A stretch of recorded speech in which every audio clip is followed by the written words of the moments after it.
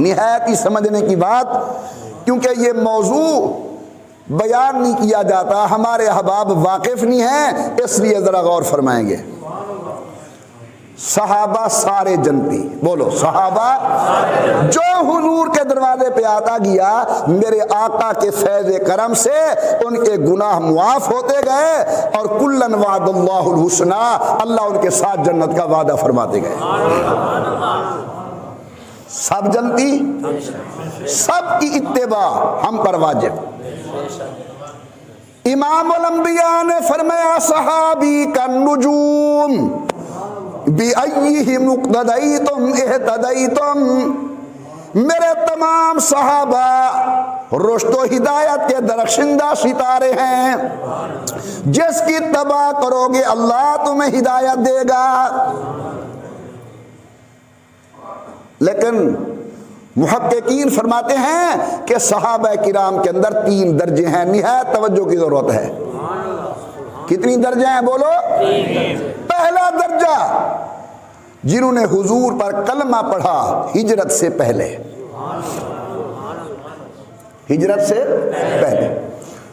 دوسرا درجہ جس نے کلمہ پڑھا ہجرت کے بعد اور فتح مکہ سے پہلے۔ لا یستوی منکم من انفق قبل الفتح وقاتل، اللہ فرماتے ہیں جنہوں نے فتح مکہ کے بعد کلمہ پڑھا ہے وہ ان کا مقابلہ نہیں کر سکتے جنہوں نے فتح مکہ سے پہلے کلمہ پڑھا ہے۔ تو دوسرا درجہ بنا کس کا؟ ہجرت سے پہلے، ہجرت کے بعد، فتح مکہ سے پہلے۔ اور تیسرا درجہ ہے ان لوگوں کا جنہوں نے حضور پر کلمہ پڑھا فتح مکہ کے دن یا فتح مکہ کے بعد۔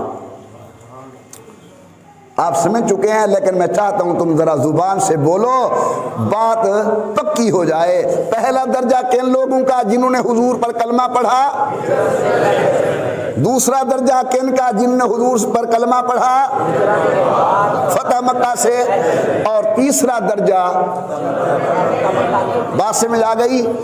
حضرت معاویہ نے کلمہ پڑھا ہے یا کلمے کا اظہار کیا ہے فتح مکہ کے موقع پر، اور علی المرتضیٰ نے کلمہ پڑھا ہے حضور اکرم کے ابتدائی دور کے اندر۔ لہذا میں سمجھانا یہ چاہتا ہوں کہ معاویہ جتنا بھی عظمت و شان کے مالک بنے، یہ حضرت علی کی شان کا مقابلہ نہیں کر سکتے۔